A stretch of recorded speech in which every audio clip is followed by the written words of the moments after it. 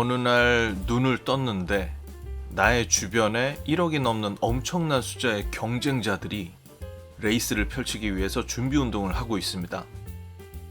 그런데 이상한 것은 누군가에게 지시를 받거나 교육을 받은 것도 아닌데 모두가 하나의 목적지로 달려가기 위한 열망에 사로잡혀 있다는 것입니다.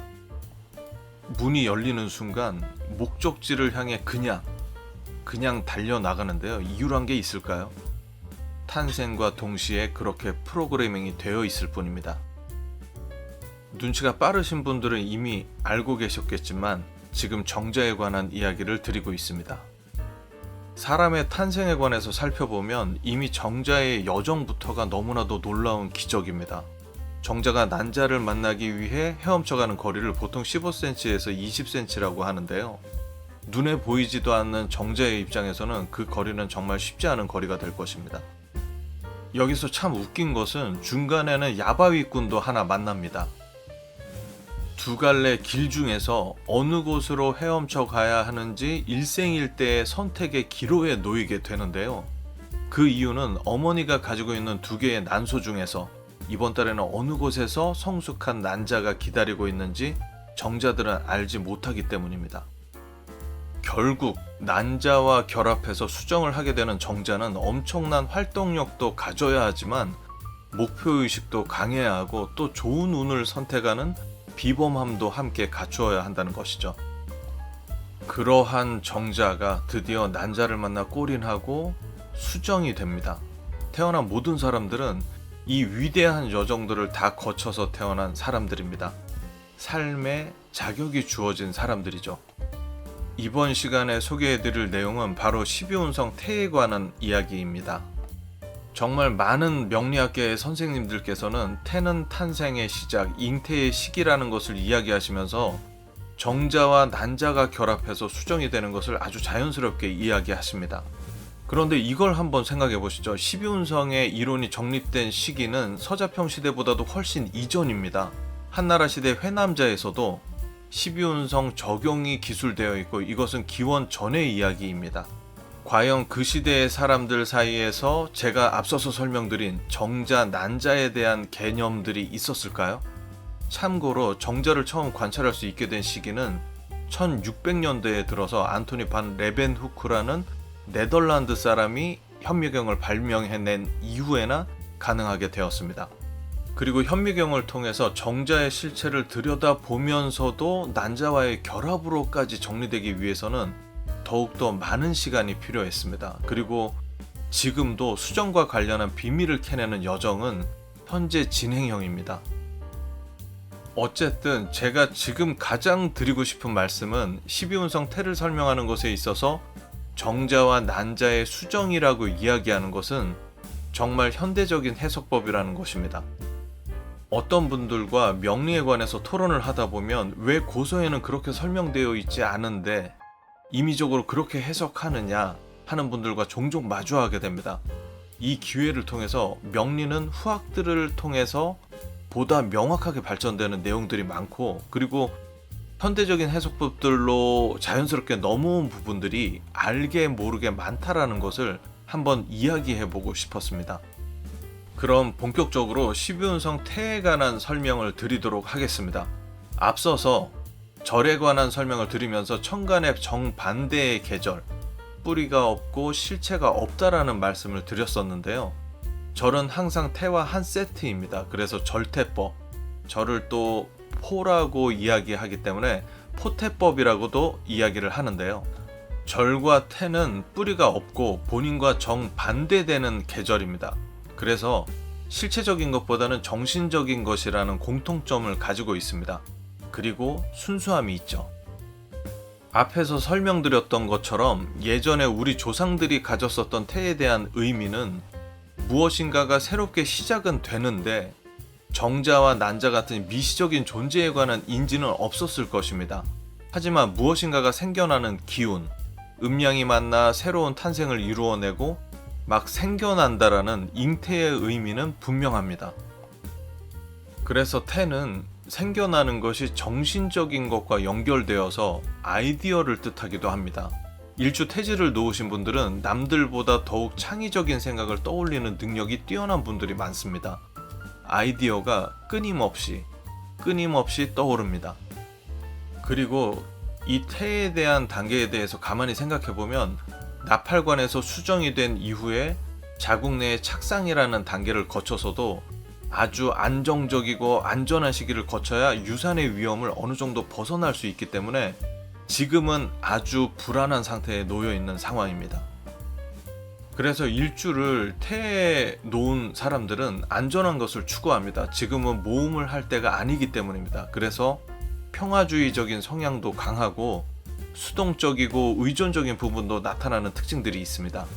몇몇 분들은 태를 놓은 사람들이 이기적이라고 이야기하시는 분들도 있으신데요.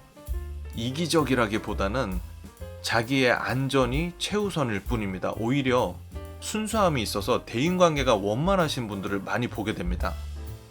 그리고 태는 너무도 미시적인 존재이기 때문에 육체적이고 실체적인 영역보다는 정신적인 영역이라는 부분이 강합니다. 일지에 태를 두고 있는 일주는 병자, 정해, 무자, 기해, 이모, 계사일주가 있는데요. 모두가 정제와 정관으로 이루어져 있습니다.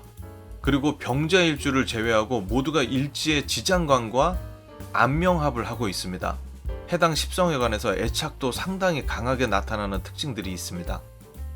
이분들은 특히 남다른 아이디어를 갖고 계신 분들이 상당히 많습니다. 계속해서 아이디어가 분출되는 능력이 있습니다. 예를 들어보면 어느 회사에서 똑같이 일상적인 보고서를 작성하는 역할인데 다른 사람들은 판에 박힌 듯한 보고서를 작성하면서 이제는 뭘 적어야 할지 고민을 하고 있다면 이 일지를 태지에 둔 사람들은 다양한 내용들을 거침없이 써내려갑니다. 그래서 사내에서는 거의 작가로 통할 수도 있습니다. 12운성은 봉법, 거법, 좌법, 인종법처럼 다양하게 세부적으로 들여다볼 수 있게 되는데요. 특히 사주팔자상의 일간과 연결된 해석, 봉법에 해당하는 해석에서 적중률이 훨씬 더 높게 나타납니다. 물론 거법을 통해서 살펴보게 되는 내용이 의미가 없다는 것은 결코 아닙니다. 거법으로 살피게 되면 12운성 태지가 여러 십성으로 나타날 수 있게 되는데요. 각 십성의 의미를 살펴보도록 하겠습니다. 먼저 비겁의 경우는 나의 세력을 뜻합니다. 그렇기 때문에 나의 세력인 형제, 자매 또는 동료와의 관계가 소원한 경우가 많이 있습니다. 식상이 태에 놓이게 되면 여명의 경우에는 나님, 낙태의 의미, 그리고 식상은 일과 본인의 활동력, 표현력, 그리고 건강을 의미합니다. 실제적인 것이 좀 떨어지는 것으로 보기 때문에 이러한 것들이 약하다고 해석합니다. 그렇기 때문에 의지력도 약하다고 해석합니다. 다음으로 재성은 남녀, 공희, 아버지를 뜻하고 특히 남명의 경우에는 처를 뜻합니다. 처가 약하다고 해석합니다. 마찬가지로 관성은 남명에게는 자식이 되고 여명에게는 남편이 되는데 이들의 기세가 좀 약하다고 해석을 합니다.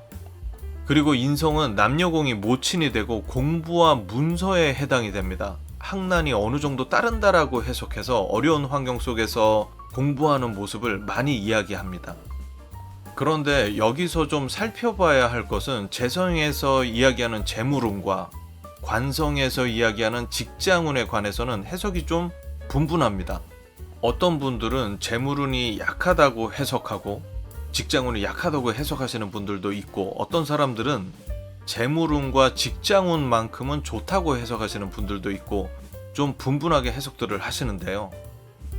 저는 이 부분에 관해서는 모든 것에는 음양이 있다고 해석을 하는데요. 태는 기본적으로 생긴다는 의미입니다. 그런데 끊김이 있죠. 항상 불안정이 함께하기 때문입니다. 하지만 생긴다는 의미를 강하게 가져가게 된다면 생기는 것은 계속해서 생깁니다. 재성이 태에 있는 분들은 생기는 것에 집중하고 소비에 있어서는 만전을 기해야 합니다.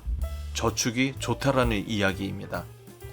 재성을 태에 두신 분들은 참 신기하게도 잘 벌기도 하고 잘 쓰기도 하고 소비 성향이 공격적입니다.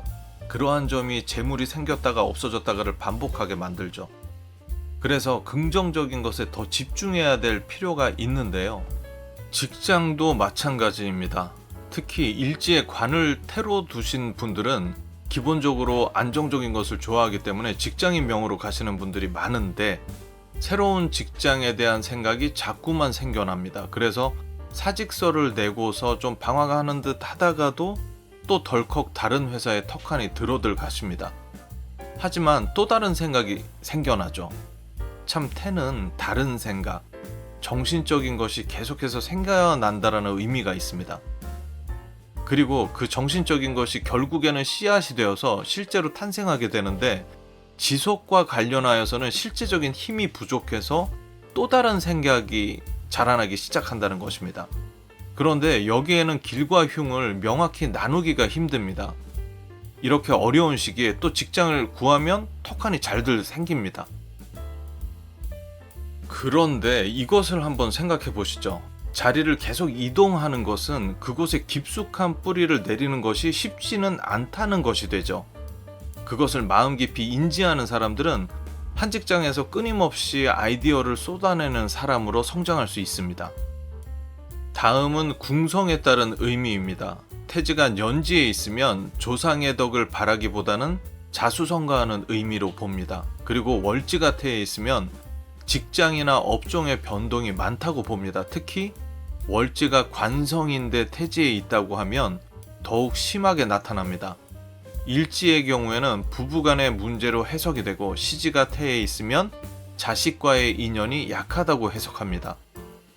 그렇다면 이번에는 12운성 태지를 두고 계신 분들의 개운법에 관해서 말씀을 드리겠습니다. 첫 번째 조언은 태지를 둔 분들에게 가장 전통적으로 드리는 명리적인 조언입니다. 직장 생활에 안착해 있으라는 조언을 가장 많이 하고 있습니다. 사람의 행복감은 꼭 많은 것을 가지고 있는 것보다 본인의 성향에 맞는 것을 추구하고 있을 때 가장 행복감이 높아집니다. 태지의 성향은 기본적으로 안전성을 추구합니다. 변동이 많은 수입 구조에서 스트레스를 많이 받으실 수 있습니다. 그래서 실제 직장인으로 살아가시는 분들이 많은데 여기에는 하나의 문제가 있습니다. 직장을 빈번히 옮기는 문제가 발생할 수 있는데 이 문제를 해결하기 위한 개운법이 있습니다. 본격적으로 사회에 진출하기 이전인 학창 시절에 다양한 아르바이트를 여러 번 경험해 보라는 것입니다. 그것이 액땜이 되어서 사회에 본격적으로 나가는 시기가 되어서는 이 직장이 본인에게 얼마나 적합한 일인가를 알고 살아가게 됩니다. 그러면서 투잡이나 쓰리잡을 하시는 분들도 많습니다. 기본적으로 안정성을 추구하는 직장을 하나 가진 상태로 다른 아이디어들을 많이 활용하시죠. 두 번째 조언으로 창의적인 생각을 실천으로 연결하라는 조언인데요. 12운성 태지를 두고 크게 성공하시는 분들을 보면 하나의 공통점이 있습니다. 남들이 따라올 수 없는 기발한 아이디어와 연관되는 경우가 많은데요. 그런데 태지에 놓이신 분들에게 문제로 많이 지적되는 부분은 실천력, 의지력과 연관이 되어 있습니다. 이 아이디어를 생각으로만 갖고 있지 않고 펼쳐나가는 것에서 성공을 거둘 수 있다는 것입니다. 그래서 두 번째 조언은 본인의 창의적인 아이디어를 실천력으로 표출하라는 것입니다.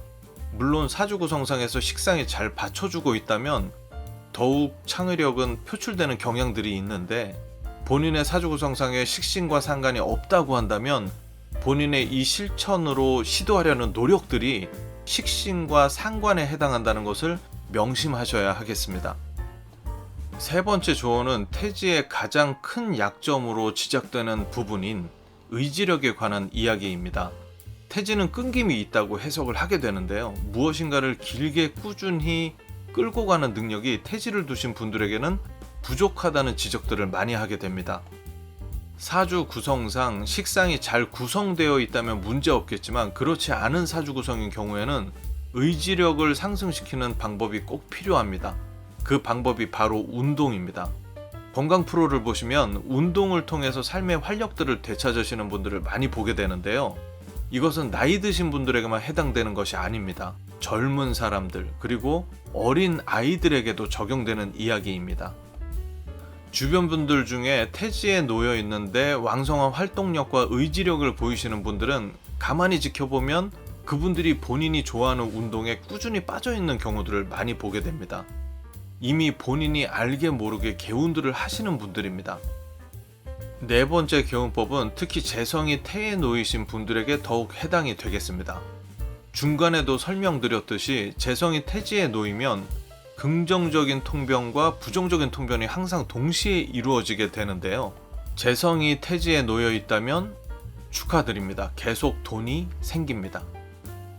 그런데 참 특이한 것은 생겼던 돈이 나의 사치스러운 소비 습관이나 무리한 투자, 그리고 미처 생각하지 못했던 상황 속에서 돈이 새어나가게 됩니다. 그런데 한 가지 다행스러운 것은 삶의 경험치가 높아지면서 생기는 것에 더욱 힘이 강해지고 집중하게 되면서 돈을 모아서 부자가 되시는 분들도 많습니다. 지금 재성을 태지에 두고 경제적으로 힘드신 분들이 있다면 다른 조언이 필요 없습니다. 저축에 집중하시고 자신의 소비 습관을 점검하시고 투자를 하시더라도 리스크가 큰 것보다는 장기적으로 안정적인 것에 투자하시기를 조언드리겠습니다. 태지에 관한 내용을 계속 요약해서 정리해 보았는데요. 사실은 제가 오늘 가장 강조를 드리고 싶은 부분은 이것입니다. 일찍 태지를 두신 분들, 어찌 보면 시대를 가장 잘 타고나신 분들입니다. 왜냐하면 이 시대가 가장 필요로 하는 인재상이 바로 창의력이기 때문입니다. 실제로 일주 태지를 두고 있으신 분들 중에는 자신의 창의력을 발휘하는 유명한 작가나 예술인들이 상당히 많습니다. 여러분은 태지하면 뭐가 가장 머릿속에 떠오르시나요? 저는 개인적으로 서태지 씨가 가장 먼저 떠오릅니다. 물론 그분의 가명인 이 서태지 씨의 태지가 지금 설명드리고 있는 12운성 태지와 같은 의미의 한자는 아닙니다. 그런데 서태지 씨의 사주를 살펴보면 놀랍게도 일지를 태지에 두고 있습니다. 이모일주로 알고 있는데요. 그분이 맨 처음 발표한 노래였죠. 곡명이 난 알아요 였는데요. 가사는 이렇습니다. 난 알아요. 네, 딱 여기까지 가사가 떠오르는데요. 정확히 뭘 알고 계신지에 관한 기억은 좀 가물가물합니다. 국가 기밀 같은 것은 아니었던 걸로 기억하는데요. 이 곡은 특히 그 웅장하게 느껴지는 전주곡이 있습니다. 전주곡만 딱 들어도 가슴을 일렁이게 하는 무엇인가가 있습니다. 지금도 그 임팩트는 제 가슴 속에 남아 있습니다. 그런데 그 곡이 맨 처음 나올 당시에는 몇몇 비평가들한테 엄청난 호평을 받았었습니다. 왜냐하면 이전에는 잘 들어보질 못했거든요. 잘 들어본 적이 없는 랩과 리듬이 익숙하지 않았기 때문인데요. 그 파격적인 아이디어가 얼마 지나지 않아서 그 시대를 기억하게 만드는 아주 위대한 곡을 만들어 버렸습니다. 태지의 창의성을 잘 나타내주는 대목이 아닌가 싶습니다. 창의적인 생각을 쏟아내는 능력은 지금 이 AI 시대를 살아가는 지금 이때에 더욱 요구되어지는 능력이 될 것입니다. 오늘도 끝까지 시청해 주셔서 감사합니다.